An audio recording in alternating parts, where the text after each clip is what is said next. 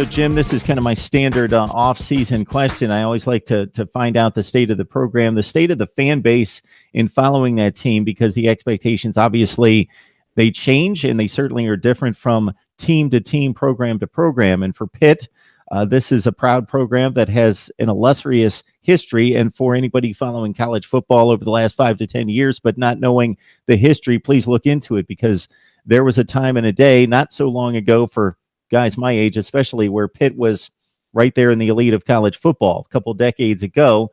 And even in the recent past, a solid bowl team that challenges for top 25 rankings. So you get and I'm not going to put too much into the class rankings, because a lot of people do, and I think they mean something. There's no question about that. But depending on the circumstances and the fit of the athlete, they don't necessarily mean a whole lot when you look down the list. So 50th, according to 247, 10th in the ACC, in a division that we know has been just seriously jumbled from year to year. Hasn't been the Clemson, Florida State, and then the rest of the division. And we've got a championship game de facto played sometime in October, November, where everybody's basically taken their turn.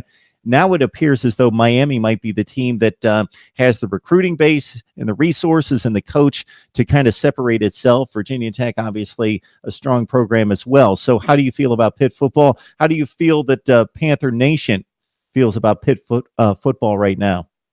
Yeah, this is going to be the fourth year of the Pat Narduzzi era, so I think you have to go with what the coach is right now. And, Pat Narduzzi just signed an extension in the offseason.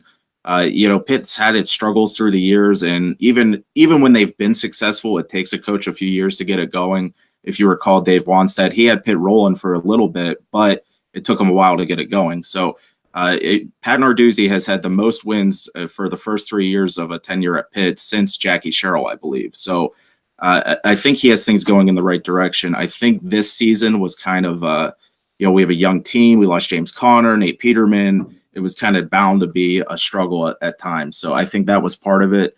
But I think going into next year, maybe not nationally, but I think among the Pitt fan base, I think they like what they have. As I mentioned before, there's 9 starters back on D.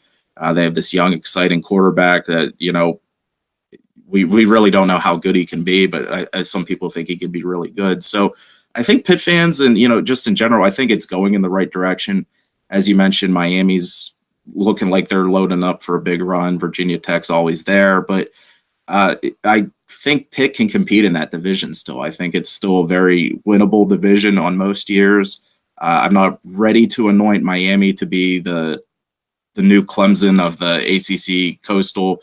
I still think they're going to have to work for it. So I think it's an exciting time, and I think Pitt's going to have some big seasons in the coming years.